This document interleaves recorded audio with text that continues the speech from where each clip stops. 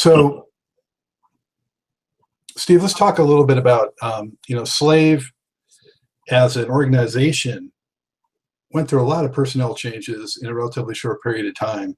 Can you talk a little bit about, why maybe there was so much change and what was going on, within the group and around the group from, the late 70s to, I guess, the very early 80s?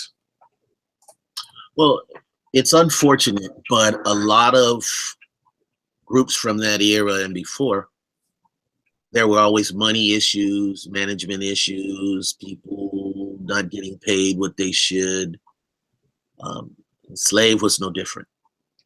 Unfortunately, after the first album, there were people at it, then people, were leaving,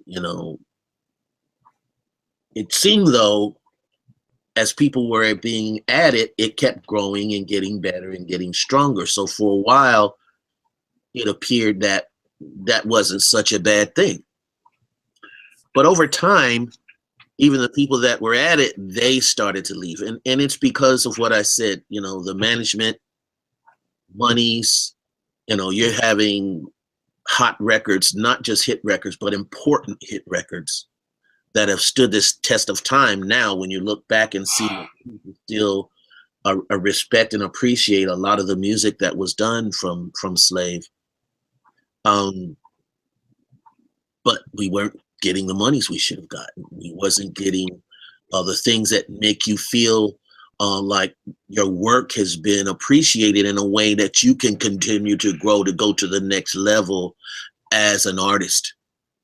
When you're always fighting starter kit money and you're no longer at starter kit situations, you're now our proven and tested artist with hits behind you and you're still getting starter kit money.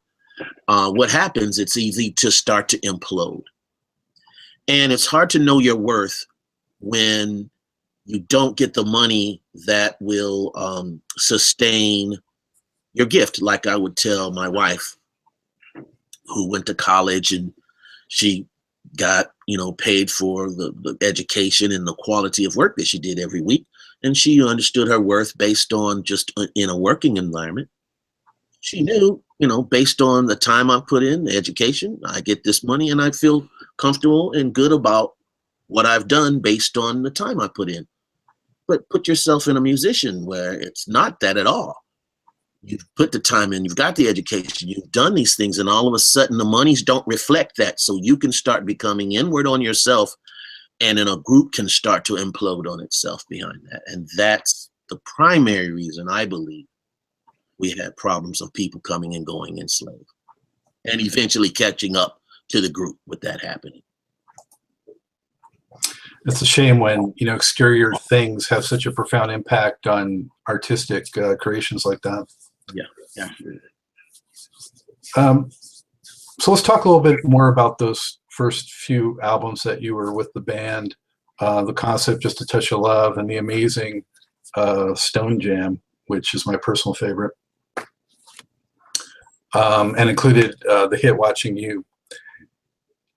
Talk to me, Steve, about how those projects came together, what the creative process was like for the band in terms of composing, arrangements. Were you guys buried in the studio rehearsal a lot? And who are some of the other maybe key producers or contributors? Well, first of all, I'd like to say we loved playing together. We really did. The blend that we had was special. We understood it was special. Stevie Washington, I have to give a lot of credit. We called him the fearless leader. He was the nephew of Pee Wee of the Ohio Players. And that's what got him and brought him to Dayton from East Orange, New Jersey. So Stevie Washington had, I call him like the forerunner to Prince. He was very studio savvy. And he was into the sound. He was into our studio sound, and he was into our sound live. And so we worked really hard on getting a unique sound. Mark Adams, for instance, his bass sound, it's his fingers for sure. But a lot of it is how Stevie Washington recorded him and set up his equipment to bring the best out of what he was doing sonically so you could hear it. And Mark Adams, to me, is one of the most powerful recorded bassists in R&B history. The sound, just the sound coming over the radio, the sound jumping off the records. Part of that has to do with Stevie Washington. So we loved playing together. Stevie Washington understood the studio. And I guess when you look at it, when you're inspired by each other, ideas just come. And so we all would make a great concoction. Danny Webster, who had that funky guitar style and had great picking parts. Now, I don't think Danny gets enough credit for the picking parts. That picking part that he did on Just a Touch of Love is just, it's just classic. It's just classic. And some of the other picking parts that he'd done throughout our musical time together. He was such a great contributor. Of course, Mark Adams with his amazing bass and the bass lines. Stevie Washington, Floyd Miller was doing a lot of the horn arrangements. And so those are the primary cats. You know, Mark Hicks as well. They call me Drac, his solos. So we had a great concoction. And Stevie Wonder, I'll call him Stevie, he was a wonder as well. Stevie Washington understood how to make it all work and pull it together to make a cohesive sound that everything complemented the other. So yeah, Stevie Washington, you know, he deserves a lot of credit, and especially what he was 18, 19, 20, you know, 20, 21, like that as time went on, because he was 16 when Slide came out as well. So yeah, man, those are the primary people that I would say. And then, you know, I came in there, and then Starlina Young came into the group from Jersey, and so did Kurt Jones. So yeah, man, Slave, I thought at one time we had one of the most powerful lineups in music, period, regardless of the genre. There was a lot of heavy hitters in Slave around. Stone Jam is a good example of when we were all at full blast together. That's an amazing record. You mentioned some of the key players, and I wanted to ask you, I had written down specifically because they're the ones that always stood out most to me, and that's, you know, Mark Adams, Mark Hicks, and Steve Washington. Adams on bass, Drac, Hicks on guitar, and Washington's primary instrument, as far as I know, was trumpet. But he played all the rhythm instruments as well. So could you describe, you talked a little bit about what they brought. Maybe you could go a little deeper into that if possible, but also, you know, what were they about musically and also personally, especially, you know, since, you know, Adams and Hicks aren't with us anymore. Well, like I said, we grew up together in high school and in bands. What I'd say about Mark Adams, I'll start with Mark Adams. He loved to play, and he practiced all the time. And one of the blessings for me was I went to see Earth, Wind and Fire in Tallahassee about a month ago. And I met Verdine White. Mark Adams loved Verdine White. He loved Verdine. He also loved, and this is an interesting one, Grand Funk Railroad, Mel Shatner. Mm-hmm. He really dug him as well, the bass player for Grand Funk Railroad. But he loved Verdine. He was into, yeah, more than anybody, Verdine. And I was able to tell Verdine White that the great Mark Adams, who had passed, you were his main cat. You were his main influence. And that blessed me. And it was like, I know, Mark, you know, wherever you are, I know you know that I was able to tell Verdine White, because he absolutely loved Verdine. And he practiced a lot. His sound his style was a little of Verdine, a little of Graham. He loved Graham as well, Larry Graham, but his thumping was ridiculous. But Mark Adams' finger attack on the bass was just amazing. And a lot of that is his influence from Verdine. Mark Adams as a person was very fun. He liked to joke, and as most of us did, but he always practiced. He practiced all the time. And if you listen to his records, he does a lot of moves on the bass, but it sounds effortless. It doesn't sound busy either. He plays a lot of moves, but it doesn't sound busy. It just sounds like he's emotionally responding to the music, and that he has the facility to play whatever he feels. And so the way that we would lock together on drums and bass, I would set up a cadence, and he would just sort of dance over it. And I knew just my feels had to be just the right ones and not be too busy so he could dance. And again, to me, Mark Adams is one of the best bass players of all time in this music.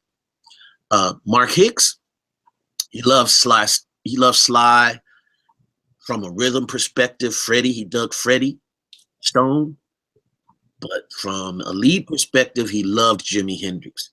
He loved Hendrix, and what I dug about Drac's sound, it was overdrive and it has sustain, but it didn't sound really affected. It didn't sound like, oh, okay, somebody just kicked on the overdrive and now it's got this distortion that's way overdone. He had that strong natural distortion with just a little on it, that so you heard the lines. They weren't so affected, and the sustain was there in a way that Carlos Santana, he has that sustain. You hear distortion, but it isn't taking over the sound.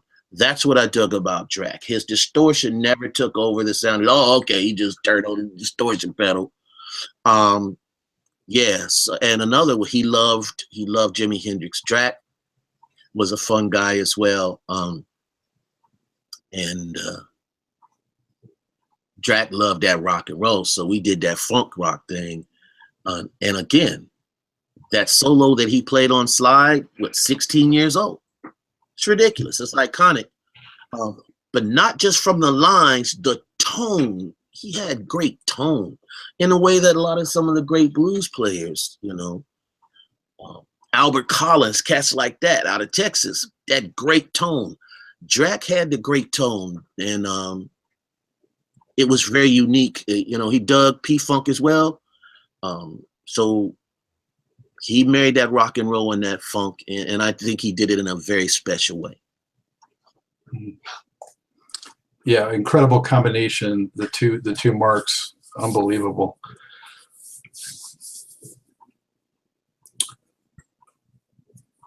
So, Steve, we've been talking a lot about funk, and I like to ask my guests, what does funk itself mean to you?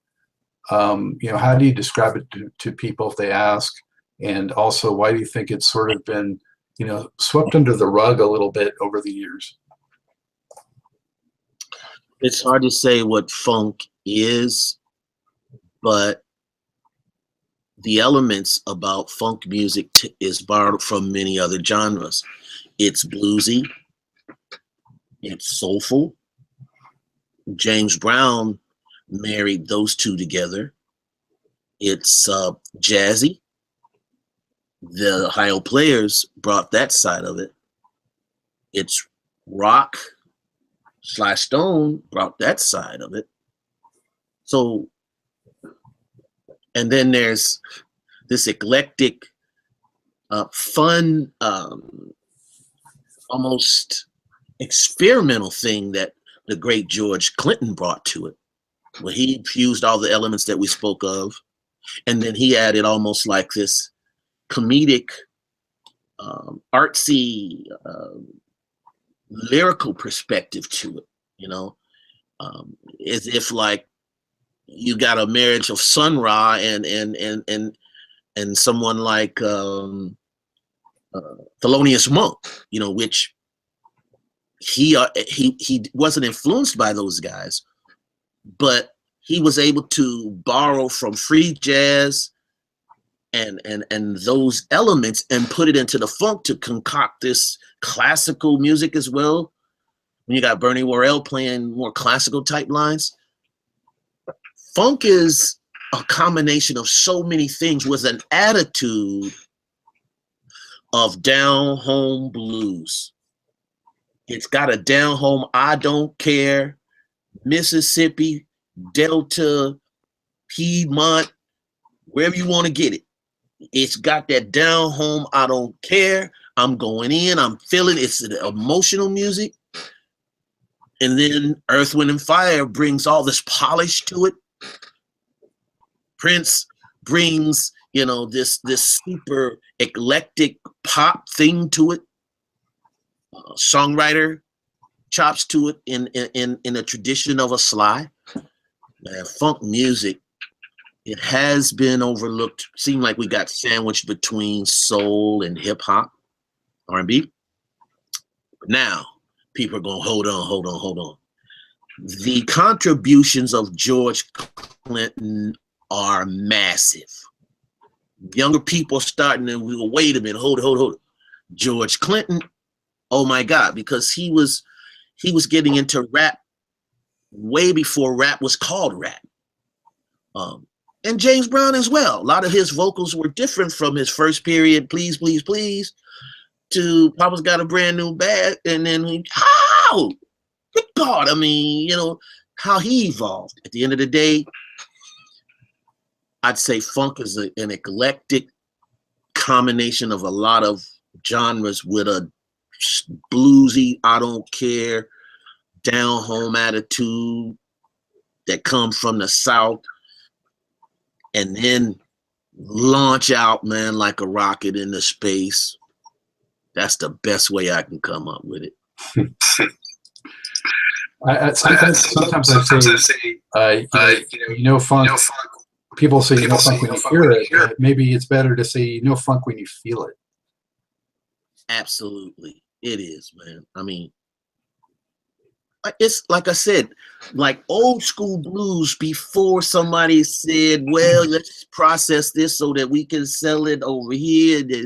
I'm talking when people was on the porch just getting it. And, you know, early blues cats, you know, cats like people I love, like Hound Dog Taylor. Then we go back to the Delta, you know,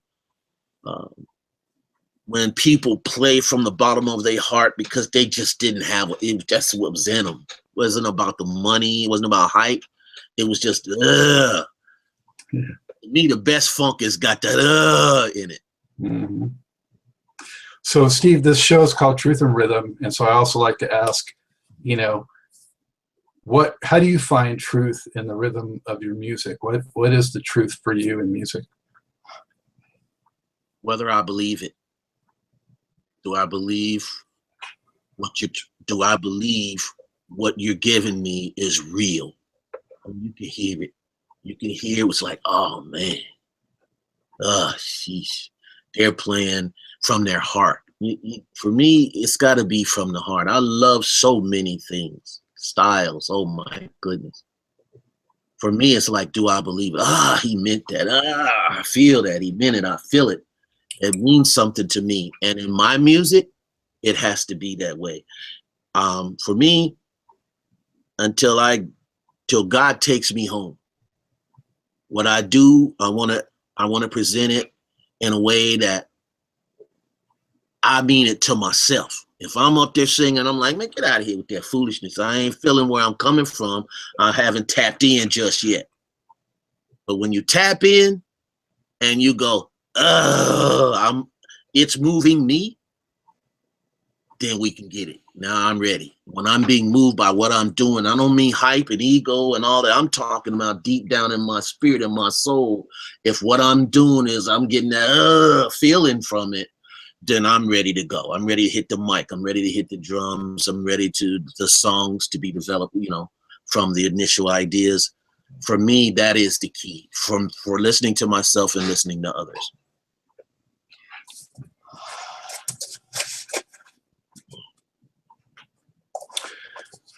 So taking just a little step back again, back during that golden period of Slave, how much creative freedom did the band have in terms of, were there any label pressures to produce hits or to have a certain kind of sound or to, which single to release and that sort of thing? How did the business side, besides the financial aspect of it, play into the output of Slave? Well, we had a lot of room, but as the Just a Touch of Love, Watching You, that era, 80, 81, funk became more mainstream in that people were starting to make music that had hit record formulas that were still funky. Rufus came down the pipe. And of course, the mighty Heat Wave came down the pipe doing crazy hot records. Was funky, but from a different point of view.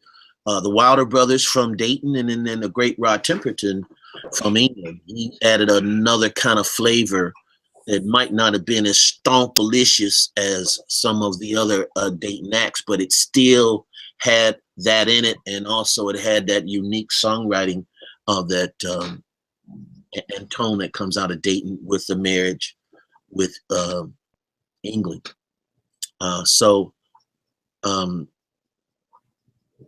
Can you ask your question one more time? It was, how much creative freedom did the band have, and in what they produced and what singles were chosen, and and the record label's relationship with the band? Yeah, that's okay. Where I was coming from is that you had all these other units that were now making big hit records. What happened with us was there was like, oh, okay, we need more hit record formulas, perhaps maybe more than just one sounding hit record on the album and some down the pipe stuff. So we said, oh, okay. So we responded to that with Just a Touch of Love, Watching You, Sizzling Hot, and on into, Snapshot from the album Showtime and Wait for Me. But we still had that grimy, crazy funk that would still lend itself to the influence of George Clinton with Cosmic Slop and all the stuff that we were still into, that raw dirt sheet type funk as well. On that album Stone Jam, the song Stone Jam would reflect that. But then we also had our hit records too. But Slave always had hit records, starting with Slide. So it wasn't that big a deal. But there could have been a little bit more freedom where we could have got more out there, let's say, in some of the stuff. But hey, man, all in all, I think for what we were doing, we were able to represent where our heads was from one year to the next. You mentioned Showtime, which was your last record with the band, and it was, a very successful record. I think it was notable for a lot of reasons. Not only was it your last record with them and a hit, but I thought that also the sound changed quite a bit on that record. It sounded like the arrangements were a little more intricate and a little more, elaborate instrumentation going on in places. And, it was real solid on the funk and also on the ballads. So could you talk about what went into making that record, and then also why it ended up being your last one? Well, the great Stevie Washington, Kurt Jones, and Starlina Young, and Tom Lockett, they left after finishing the Stone Jam album. They didn't tour with us. Formed the group Aura. And Stevie Washington was the lead, man, he was the leader. So we had to come up with another leader, and that ended up being Mark Adams.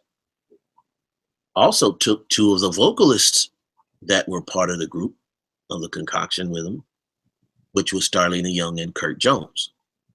So we were like, oh, okay. So we honed in and we added more elements. We felt a more elegant sort of thing happening. We're still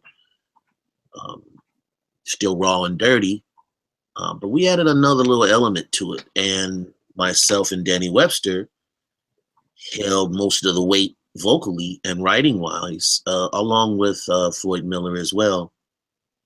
But we added strings and things, and the arrangements were starting to open up and broaden. That was just part of our growth anyway, and what would have probably happened in the same way, sort of, if Stevie Washington, Kurt, and Starr would have stayed. We would have continued to develop arrangement-wise, production-wise. So part of that was just a growth thing, and part of it was how we were going to respond to the fact that three principal members of the group, one being the leader, had left the band.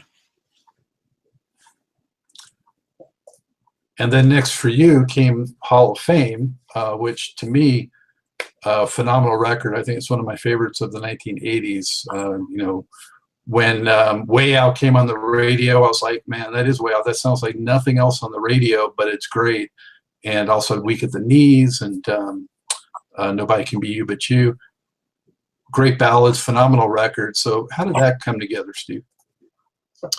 Well, you know, as I developed, you know, from a drummer to being one of the primary songwriters, the lead vocals in Slave, I continued to develop and grow. And from a production standpoint, an arranger, and then I had my own ideas.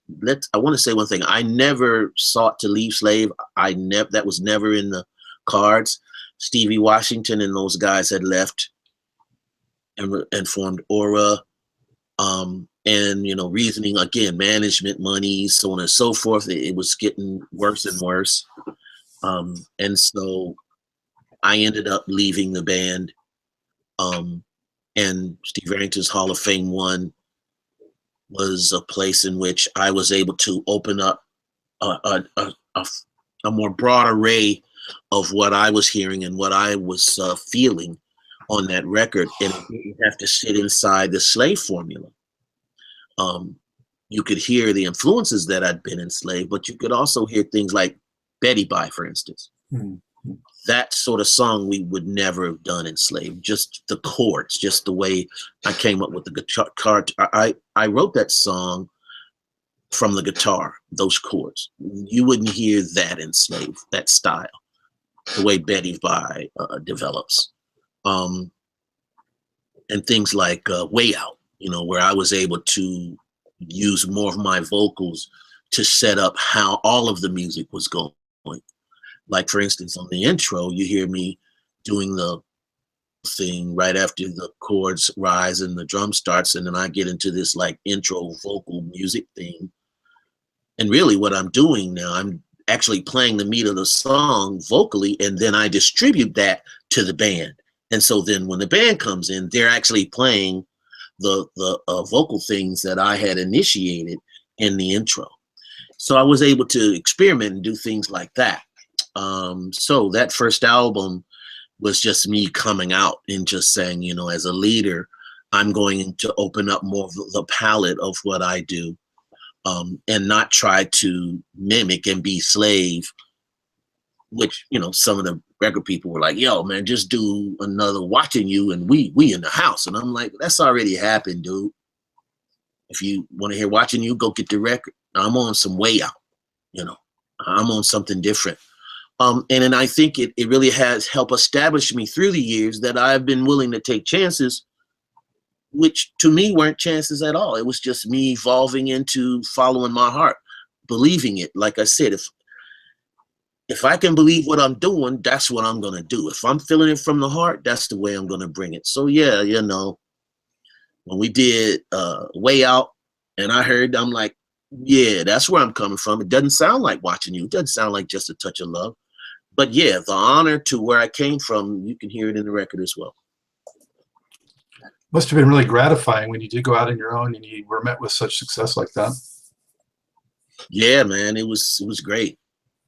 And you know, my homies were happy for me too, you know, because we lived in this small town in Dayton. So I'd see the homies and, you know, they were doing their thing, working on their new record. I was working on mine, and we were happy for each other. They came out with Visions of the Light, and I enjoyed that record.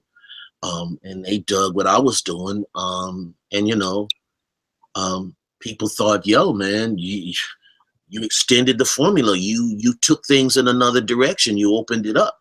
And, you know, so I was very excited that people could hear that I was expanding and not trying to just be slave 0.2 or something, you know what I mean? 2.0, whatever. Well, that's to your great credit. And it's good to hear too that, you know, you guys were all on,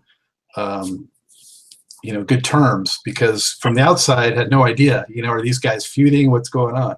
No, man. Again, we didn't have some kind of breakup that happened. Man, you did this, you on drugs, you took somebody's woman. We didn't have, this wasn't a rock and roll thing. It wasn't a rock and roll breakup. These were things, it's like, yo, man, we're walking around here like our cash is dusty, bro. I mean, you know, stuff is not equaling and coming together. It still hurt, don't get me wrong. And we, you know, it hurt me to leave the group, but then it hurt me when Stevie and Kurt and Starr left as well. It hurt me when Carter Bradley left, the original, you know, keyboards. It's one of those things when you're not being compensated for your work, it's hard to understand the worth of your work. Just as simple as that. And so with that being the backdrop of it all, there wasn't a bunch of animosity because somebody did this to somebody else. You know what I mean? So we were in each other's corner. Excellent.